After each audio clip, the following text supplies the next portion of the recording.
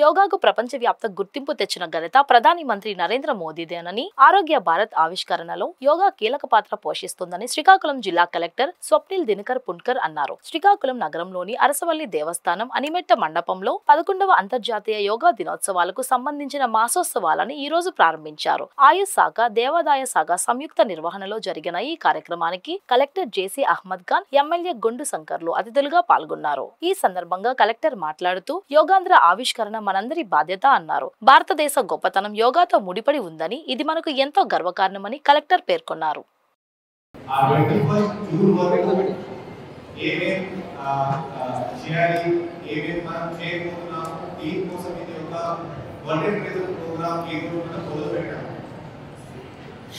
ఈ రోజు నుంచి ప్రతి ఒక్క మండలికి, ప్రతి ఒక్క మున్సిపాలిటీలో, ప్రతి ఒక్క మున్సిపల్ కార్పొరేషన్, మున్సిపల్ కార్పొరేషన్ లో ఒక ట్రైనర్స్ కోసం ట్రైనింగ్ మనం ఏర్పాటు చేస్తున్నాం. సో కాబట్టి మీడియా మిత్రులు తప్పకుండా అందరికీ ఆహ్వానిస్తున్నాం.